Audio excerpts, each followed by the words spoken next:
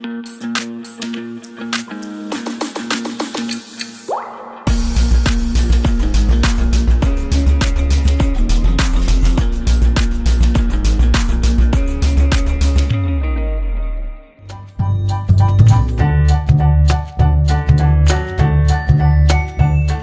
wow.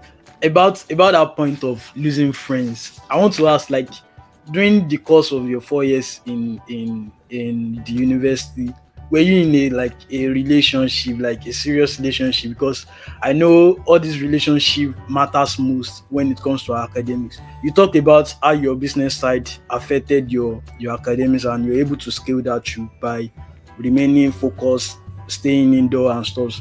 But how do you like do you okay, let me ask that, do you were you in a relationship during that course of 4 years course, and how do you balance that with your academics? Yeah, so in my 300 level, I started a relationship, but then it was okay. I was able to balance it because the person I was dating was so understanding. We were on this journey together. He was a student too, so we knew we were not supposed to allow our relationship to affect our academics. And then he was very supportive when he knew that I was working towards graduating before that. I remember a time that he had to call me and say, let's have a break for now because of your exams and all. And I was like, why would you be saying that? I'm not paying you. Why do you want us to have a break? We able to like discuss about it, and so he was always assisting. He was very, very supportive all through the school. But then I would say that maybe the love part of it was shifting my focus at some point. I was becoming very focused on the romantic part, and then I was not so focused on academics again. Then I had to call myself to order that you just have to, graduate with a first class. This is what you want, and you remember that you graded yourself even before you get to this part. You graded yourself. I was in part one. I graded myself for part four, so and I need to meet up with it. So my relationship was not a problem because I was with a very nice person, so it was not a problem. And I was staying off campus then, so it was really nice for me. So thank you very much for that. So moving back to academics, that was a side attraction, like that was a side attraction. But moving back to academics now, like you graduated with first class, and what was it like to graduate with first class? Like, how do you feel like when you graduate, when you see that eventually you scaled through and you finished strong, like you graduated with first class? And aside that, what are the benefits that you have enjoyed so far, apart from like graduating as a student, but graduating with first class? What are the pin things that you can pinpoint that this is because I graduated with first class? Okay, so I would say that when I eventually graduated with the first class, it was something that was like a dream come true for me. I remember calling my parents, telling them that it has happened and all.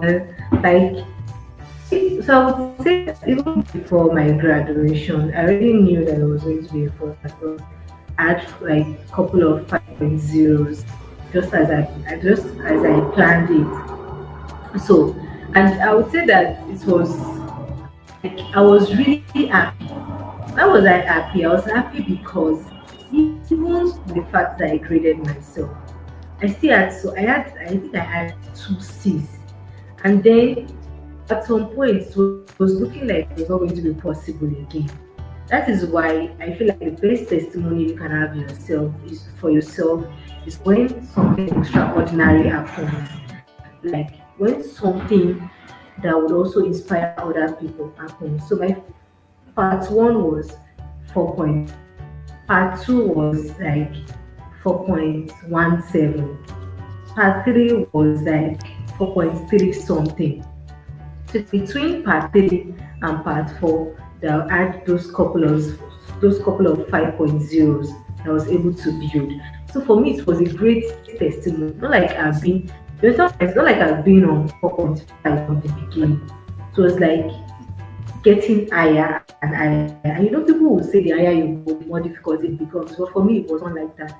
And that is because the moment I heard that, I decided within me that this was not going to happen. My own is going to be the higher you go, the easier it becomes. So it was a dream come true for me. I felt very good. So another question that you asked was about benefits of graduation, right? Yeah, yeah, benefits. Yes, yes, benefits Mm. that comes with having first class. Okay, so the thing is, having a first class is not. That is what some people don't get. They feel like once they have a first class, everything is automatic for them. There are a lot of people out there that don't even have a first class and they're making good life for themselves. Yeah, So the only thing first class does for you is to bring opportunities your way. Like it brings you, it keeps you in the spotlight. So people will say, I've been looking for a job. They've not even called me for interview. The first class person will not say that. Why? Because having that first class on your CV brings opportunity to you. People will be curious. They want to like talk to you, want to interview the person. So like it now boils down to how prepared you also are for the workplace. So even if you have a first class, you will just keep getting opportunities, but you will not be able to sustain them. You'll be getting interview invites, you will go for interviews, but you will not be called back because you're not even good on your own. You're just that academic body. I don't know if you understand what I'm trying to say. So I feel I like understand perfectly. having a class helped me to get my first job because I simply went on LinkedIn and on my profile was there first class honors OAU. Somebody just came to my DM. We are looking for HR intern.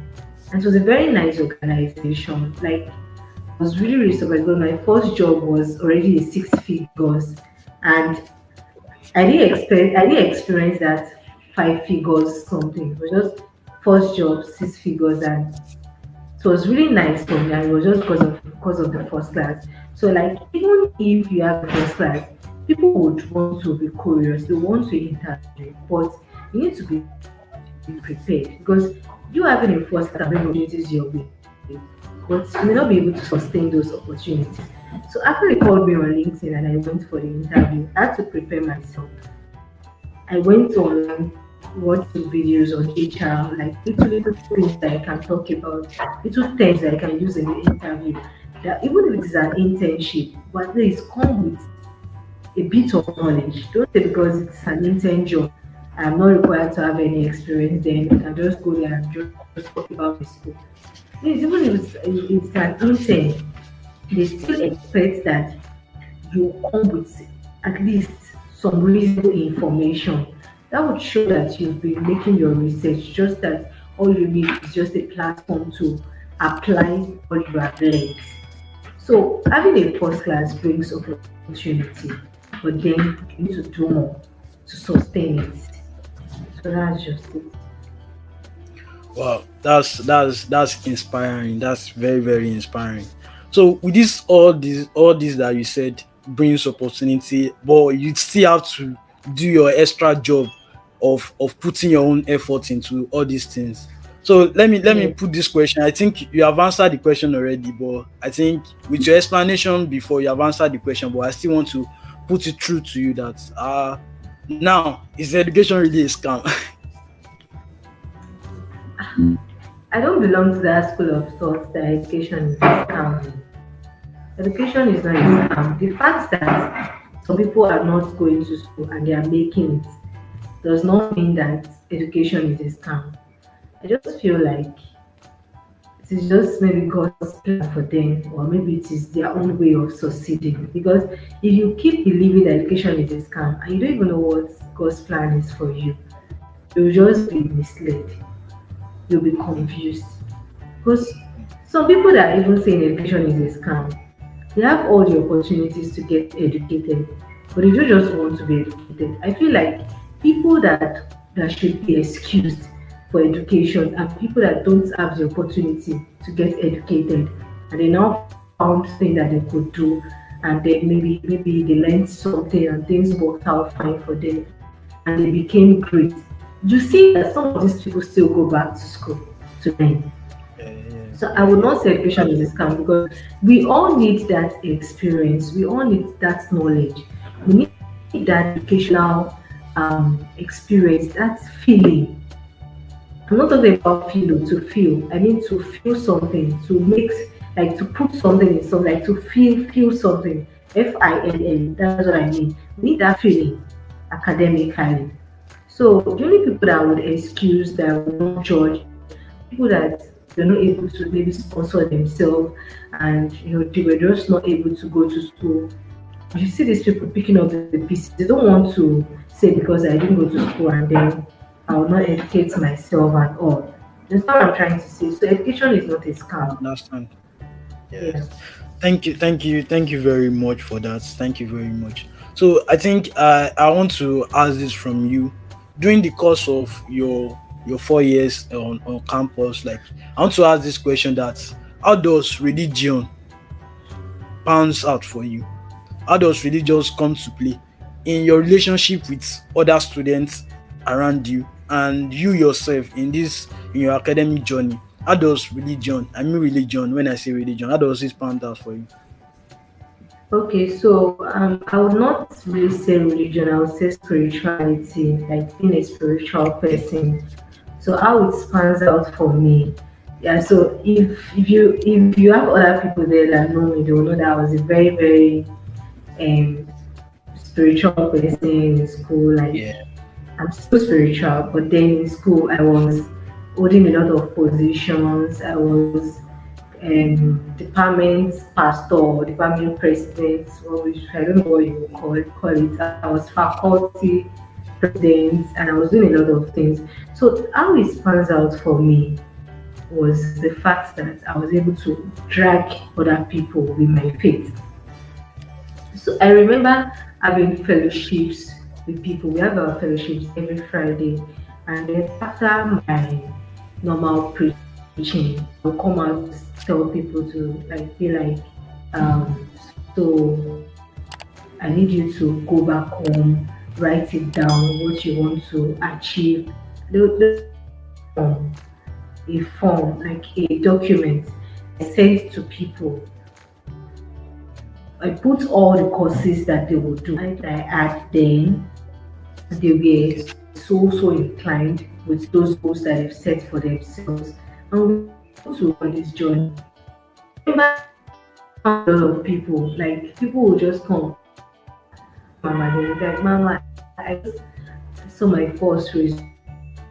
And then I'll feel very happy because I don't like it when I come fellowship and I just share my own testimony. And nobody's also saying anything about having an A or an O. So like I try to make myself a good example. I will not overburden executives. I will not say that they should things that would affect their academics. No, I won't do that. I will just try to like sit with them, ask them, is there any way I can help you? Is there any way you want me to assist? Can you really do this? You just see we all have different capacities. The fact that I was able to do fellowship, do church, do academics, does not another person can. Some people need to take a break to achieve one. You understand? So I don't put anybody on spot. So spirituality really helps. I remember teaching them a song about first class. I remember yeah. after every fellowship, we would hold that, sing that. I don't know if they still do that, but one of these days, You shall still find you still do that, one of their honestly. fellowship.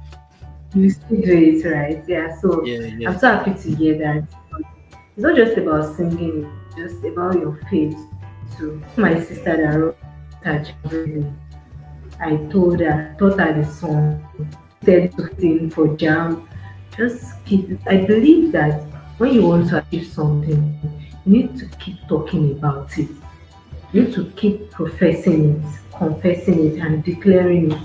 You don't just forget it. Like it is what you talk about all the time that comes in play for your life. Because when you talk about something, you all your actions are directed towards achieving that. Constantly reminded of that thing. towards that Uh, achievement. okay. So, Okay, thank you very much. And I'm actually thinking of time now, like the time schedule is far spent. But I have this question for you. Like I have two questions more, and we'll be done with this program.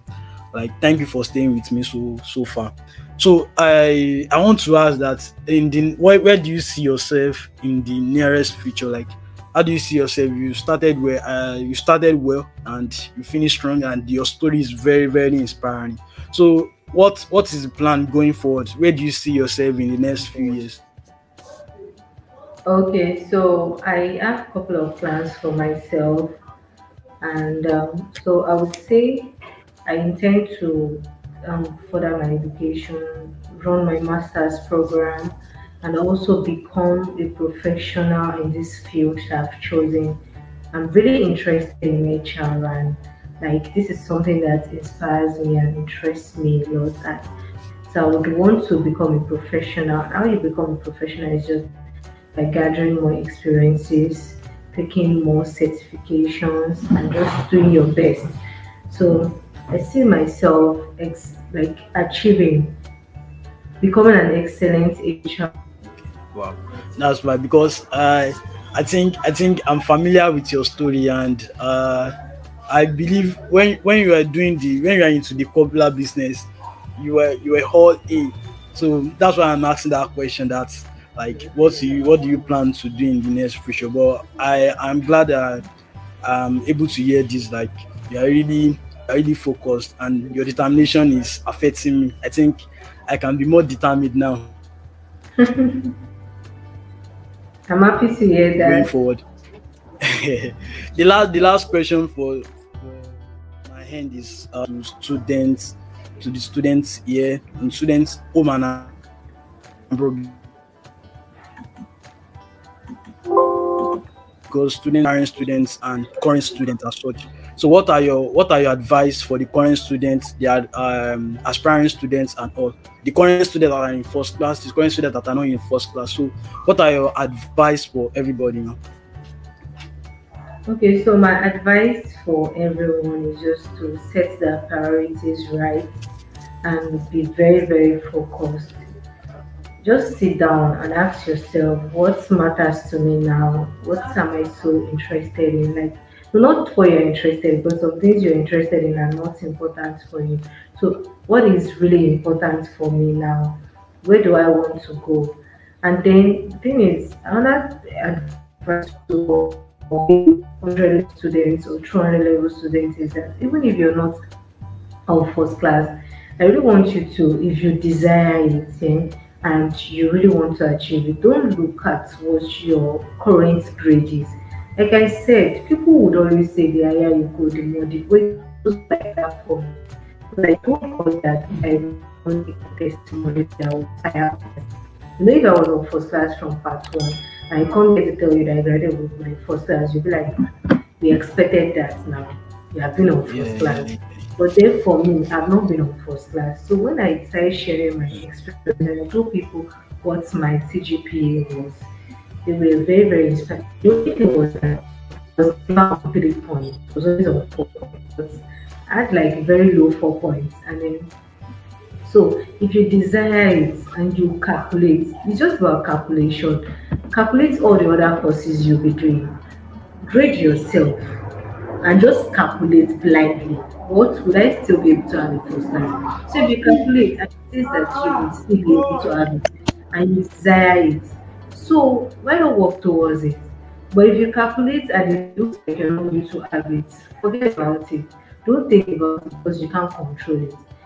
The mistakes people make is they keep bothering themselves of things they can't control again, things that are out of their control. So don't have your scope. Don't think about it. It's like you're not going to have it again. Just keep educating yourself. Look at other things that you can gather that will stand out for you. If it is that you take online courses, especially this ASU strike, I wonder why Yeah, some yeah, people will still be spending their data doing Instagram, doing Facebook, and then they'll keep exhausting their. You can be on Instagram, they are doing business, so you're making money. then you can use your data. Just know that you're doing something that you're learning from, you're gaining from. I cannot do anything that I don't gain from. So I feel like you just need to think about it. Instead of being on Instagram, why not just go to Coursera? Why not go to YouTube? Just download videos and keep watching them. Some people will say they don't have laptops, but some of them, when you buy a laptop for them today, they don't have a clue. You don't even know what to press on laptop. Why not keep yourself before you get it? Just keep watching videos on maybe Microsoft Word, Excel, download WPS on your phone. You can still use that for the meantime. Download Google Sheets and use that for the meantime till you're able to get your own laptop. So that when you get your laptop, it will just be straightforward for you. When you start a job and they give you a laptop, you'll not be looking like as if you don't even know what to press. People are looking for a job, but are they really ready for a job? That's just it. If you get a job today now, they will not teach you how to type. They will not teach you how to use Microsoft Word. They will just teach you other things that they feel like maybe you don't know, maybe technical things. But little things like typing, you need to get ready and equip yourself in that. That's how I advise people. And wherever you are, just try to create the best out of it. Don't say I wanted a medicine, they gave me this. But if you're sure that you want something else, you can pursue it. But if you don't get it, just create the best out of what you have. Because there is always the principle of place where you are and what God wants you to achieve from that place. So that's my general advice to everybody. Just set priorities right. Don't incline yourself with what you will not gain from. Thank you very much. Thank you very much. This has been inspiring and educative. They said inform and learn. I'm seriously learning, and I believe other people will learn. We will learn passively from this too. Like I'm really Yeah, appreciative. Like the fact that it was really a short notice and we're able to put this through. I'm really appreciative. Thank you very much for this you're welcome. privately. So this is where we call it off on the show. So thank you very much for being part of today's program. Yeah, thank you. Thank Thank you you very much. for Thank having you. me.